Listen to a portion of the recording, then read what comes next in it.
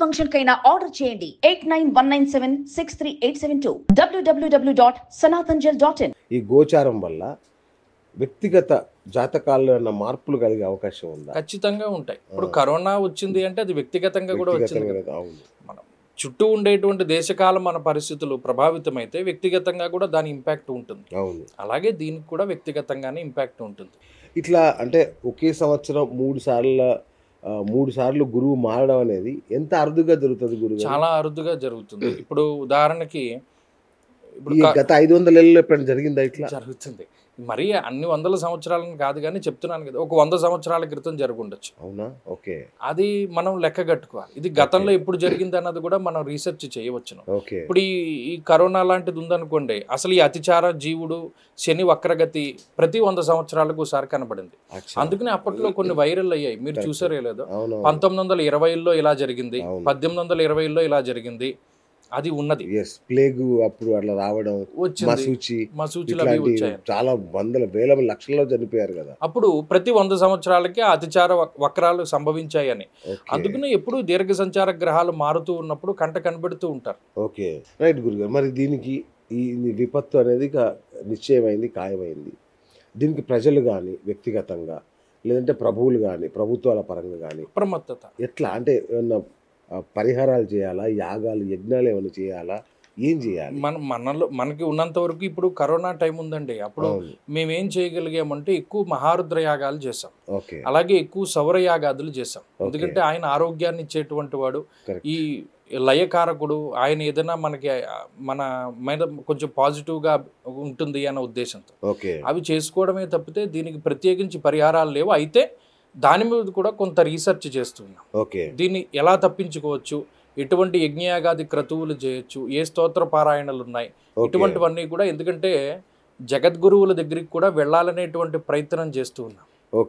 గతంలో ఇలా వచ్చింది, ఇప్పుడు రాబోతూ ఉన్నది. ఈ విపత్తు నుండి మనం ఎలా తేరుకోవాలి, లేకపోతే దీన్ని ఎలా తప్పించుకోవాలి అనేటువంటి ఉద్దేశం మీద జగద్గురువుల లాంటి వాళ్ళ దగ్గరికి కూడా మేము వెళ్ళడానికి ప్రయత్నం చేస్తూనే ఉన్నాం. ఆ వెసులుబాటు దొరకట్లేదు. ఎందుకంటే వారితో మాట్లాడాలి అంటే కొంచెం ఎవరైనా మాధ్యమంలో మంచి వాళ్ళు ఉండాలి కదా. కరెక్ట్.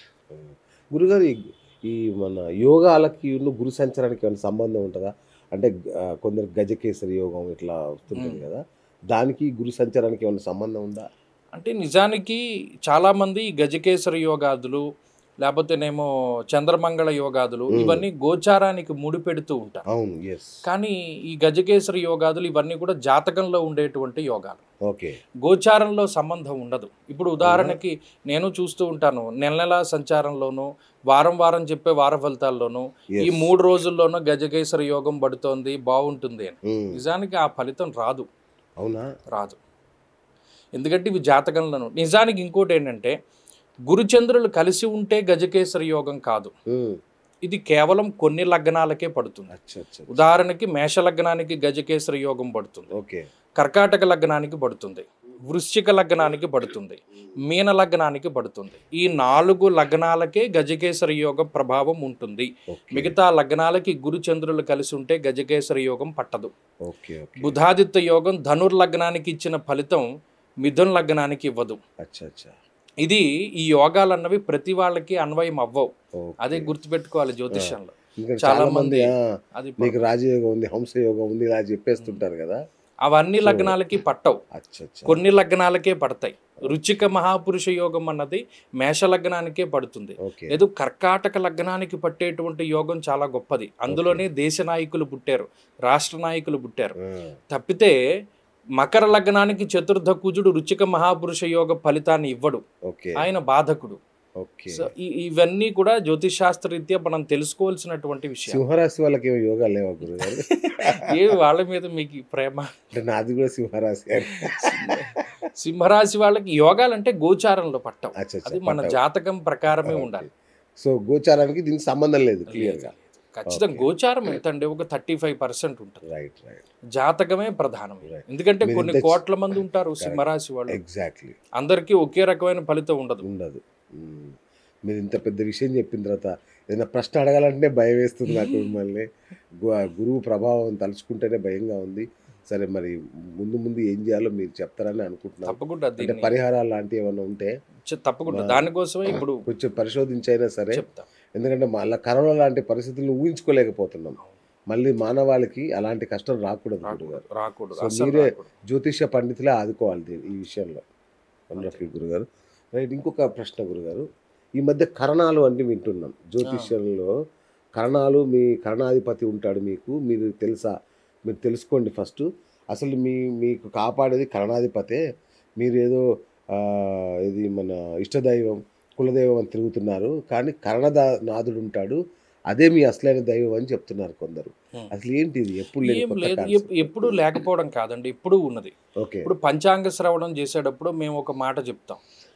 తిథేశ్చ శ్రియమాప్నోతి వారాదాయుష్యవర్ధనం నక్షత్రార్ధరతే పాపం యోగాద్రోగ నివారణం కరణైర్ కార్యసిద్ధిస్తూ పంచాంగ ఫలముత్తమం అని చెప్పి పంచాంగ శ్రవణం చేసేటప్పుడు శ్లోకం చదువుతాం. అవునా? ఓకే. మరి పంచాంగాల్లో యోగము కరణము కూడా ఒకటే కాబట్టి ఇప్పుడు మీరు ఏ తిథిలో పుట్టారు తెలుసుకోవాలి, ఏ వారంలో పుట్టారు తెలుసుకోవాలి, ఏ కరణము ఏ యోగము. ఇందులో ఘాత చక్రము అనేటువంటిది ఒకటి ఉంటుంది. ఘాత వారము, ఘాత కరణము, ఘాత తిథి, ఘాత సంజ్ఞ కలిగి ఉన్నటువంటి వాటిల్లో మనం కొన్ని పనులు చేయకూడదు జీవితంలో, అది మనం తెలుసుకోవాలి. రెండో విషయం ఏంటి అంటే ఈ కరణాలు యోగాలు ఎక్కువగా నక్షత్ర చింతామణి అనేటువంటి ఒక గ్రంథం ఉన్నది. ఇది వరకు కాలంలో ఆయుర్వేదంలో ఎక్కువ జ్యోతిష్ శాస్త్రాన్ని ఉపయోగించేవారు. ఫలానా నక్షత్రం రోజున నీకు ఈ వ్యాధి వచ్చింది కాబట్టి అది తగ్గదు, ఇది మరణానికి కారణమవుతుంది. ఫలానా తిథి రోజున ఫలానా కరణంలో నీకు ఇది వచ్చింది కాబట్టి దీనికి సంబంధించినటువంటి వైద్యం ఇలా చేయొచ్చు. ఫలానా కరణంలో ఈ పని మొదలుపెట్టు, నీకు కార్యం సిద్ధిస్తుంది. ఫలానా యోగంలో మొదలుపెట్టు. ఇప్పుడు అంతెందుకు, ఇప్పుడు రాఖీ పండగ వచ్చింది అంటే భద్రకరణం గురించి ఎక్కువ మాట్లాడతారు. భద్ర అనేటువంటి కరణం ఉన్నప్పుడు శుభ కార్యక్రమాలు చేయకూడదు. అలాగే వ్యతిపాతము అనేటువంటి యోగం ఉన్న రోజున శుభ కార్యక్రమాలు చేయకూడదు. ఇవన్నీ కూడా ఏంటి అంటే ఎప్పటి నుండో ఉన్నటువంటి విషయాలు, ఇవి ఇప్పుడే కొత్తగా వచ్చినటువంటివి కాదు. ప్రతి వారు తెలుసుకోవాలి మనం ఏ వారంలో పుట్టాం, ఏ తిథిలో పుట్టాం, ఏ కరణంలో పుట్టాం. దానికి సంబంధించి కొంతమంది అధిదేవతలు ఉంటారు. కరణానికి ఒక్కొక్క దేవత, ఒక్కొక్క యోగానికి ఒక్కొక్కరు అధిపతి, ఒక్కొక్క వారానికి ఒక్కొక్కరు అధిదేవతలు. ఖచ్చితంగా దాని యొక్క ప్రభావం ఉంటుంది. తారాబలం, చంద్రాబలం అంటుంటారు, చాలాసార్లు వింటుంటాం మనం. అంటే ఏంటో నాకు తెలియదు యాక్చువల్గా. ఏంటి గురుగారు అది తారాబలం? అది చూసుకోవాలా మనం కంపల్సరీ? జన్మ నక్షత్రం ఆరభ్య నిత్య నక్షత్ర గణ్యతే నవ సంఖ్య హరేద్భాగం నవతారా ప్రకీర్తిత అన్నారు. అంటే మనం జన్మ నక్షత్రం ఆరభ్య, మనం జన్మించినటువంటి నక్షత్రం నుండి ఆ రోజు ఉన్నటువంటి నక్షత్రం వరకు లెక్క గడితే దానికి ఒక్కొక్కటి ఒక్కొక్క సంజ్ఞ వచ్చింది. సంపత్తార, విపత్తార, జన్మ సంపద్ విపత్ క్షేమ ప్రత్యక్ సాధన నైధనం, ఈ మిత్రం పరమమైత్రం చేయవ నవతారా ప్రకీర్తిత. అంటే జన్మతార, సంపత్తార, వీటిలో మనం ఏం చేయొచ్చు ఏం చేయకూడదు అన్నది కూడా చెప్పారు. జన్మ బందేహ కష్టం స్యాత్ సంపత్ సంపదమే వచ విపత్ దారిద్ర్యమాప్నోతి క్షేమం క్షేమకరో భవేత్ ప్రత్యత్ కార్య వినాశ స్యాత్ సాధనం కార్యసాధనం నైధనం నిర్ధనం చైవ మిత్రే చ సుఖ సంపద పరం మిత్రే అర్ధలాభ స్యాత్ నవతారా ప్రకీర్తితా అన్నారు. అంటే ఒక తారలో కొన్ని చేయాలి, ఒక తారలో కొన్ని. ఉదాహరణకి మీరు ప్రయాణం చేస్తున్నారు, క్షేమతారలో చేస్తే మంచిది, క్షేమం క్షేమకరో భవేత్ అన్నాడు. ఒకవేళ ఏదైనా మనం చేయవలసి వచ్చింది, తారాబలం కుదరలేదు, దానికి సంబంధించిన పరిహారాలు చెప్పాడు. ఒక్కొక్క తారకి కూడా అధిదేవత ఉన్నాడు. జన్మస్యర్కో హిమకరసుతో సింహికే యస్సురేజ్యం కేతుశ్చంద్రో దినకరసుతో భార్గవో భూమిపుత్ర తాపం లాభం క్షుతి ధృతి లయ కీర్తి హాని ప్రమోద మృత్యుం తారాబలమరుదునంతే దిశంతి క్రమేణ అని చెప్పి, ఈ తారాబలం ఎంత ముఖ్యము అంటే ఒకవేళ మనకి ఏ నైధం తారలోనో మనం పని చేయవలసి వచ్చింది, అది మృత్యు సంకేతంగా కూడా కొంతమంది తీసుకుంటారు. జ్యోతిష్ శాస్త్రమందు నైధం తార, విపత్తార, ప్రత్యత్తారకి అధిదేవతలు, అధిపతులుగా ఉన్నటువంటి గ్రహాల తాలూకు దశలు. అంటే ఉదాహరణకి ఎవరైనా అశ్విని నక్షత్రంలో పుట్టారు, అశ్విని నక్షత్రానికి కృత్తిక విపత్తార అవుతుంది. ఆ విపత్తారకి అధిపతి అంటే ఈ కృత్తికా నక్షత్రానికి అధిపతి యొక్క దశ నడుస్తూ ఉన్నా, లేదా విపత్తారాధిపతుల యొక్క అంతర్దశలు నడుస్తూ ఉన్నా అది కొంచెం ఇబ్బందికరంగా సాగుతుంది అని చెప్పి ఈ తారాబలం అంత లోతుగా పనిచేస్తూ ఉంటుంది. చంద్రబలం ఎంత ముఖ్యము అంటే వివాహ సంబంధమైనటువంటి ముహూర్తాలకి జన్మ నలరుతౌ సప్త దశమేకాదశే శుభ చతురష్టో ద్వాదశే కృష్ణే శుక్లే ద్వినవ పంచమే యథా మాతా సుతాన్ రక్షే తథా రక్షతి చంద్రమాహ అన్నాడు. అంటే ఈ చంద్రబలం ఒక మనిషిని తల్లి ఏ విధంగా అయితే తన బిడ్డని కాపాడుకుంటుందో ఆ చంద్రబలం ఆ మనిషిని అలా కాపాడుకుంటుంది అన్నాడు. యథా మాతా సుతాన్ రక్షే తథా రక్షతి చంద్రమాహ. అందుకనే తారాబలం చంద్రబలం శ్రేష్టంగా ఉన్న ముహూర్తాలు పెట్టుకోవాలి అంటే ఆ చంద్రుడు అంత కాపాడుతాడు. ఎందుకు ఇప్పుడు ఉదాహరణకి వివాహ ముహూర్తమే ఉన్నది. వివాహ ముహూర్తానికి సగ్రహ చంద్రదోషం అని ఒకటి ఉంటుంది. ఆ సగ్రహ చంద్రదోషం ఉంటే సగ్రహ చంద్రదోషస్తు వివాహం నైవకారయేత్, చెయ్యకూడదు అనేటువంటిది శాస్త్రవచనం. అసలు ఈ మాటలే తెలియదు కదా ఎవరికి. అసలు తారాబలం ఎలా చూసుకుంటారు? దాంట్లో మళ్ళా ప్రథమం త్యాజ్యం ద్వితీయంచ తృతీయకం తృతీయే పంచమం త్యాజ్యం నైధనం త్రిషు వర్జయేత్. ఒక్కొక్కసారి జన్మతార మనం పెట్టవచ్చును. భూ సంపాదనకి, సామ్రాజ్య పట్టాభిషేకానికి, లేదు ఉపనయనాలకి, వీటికి జన్మతార పనికొస్తుంది అని శాస్త్రంలో చెప్పబడింది. అలాగే విపత్తారలో మనకి ముహూర్తం పడుతోంది, మరి దాన్ని ఎలా దాటాలి? ద్వితీయంచ తృతీయకం నవకములు అని కొన్ని ఉంటాయి. అందులో రెండవ నవకంలో మూడవ దాన్ని వదిలిపెట్టాలి, అంటే విపత్తారను వదిలిపెట్టాలి. మిగతా వాటిల్లో వెళ్ళచ్చు. అంటే ఇది ఎలా ఉంటుంది అంటే శాస్త్రము పరిశోధన చేసే కొద్దీ ఫిల్టర్ అయిపోతూ ఉంటాయి. అందులో ది బెస్ట్ మనం తీసుకుంటే, అందుకనే ముహూర్తానికి అంత ప్రాముఖ్యత.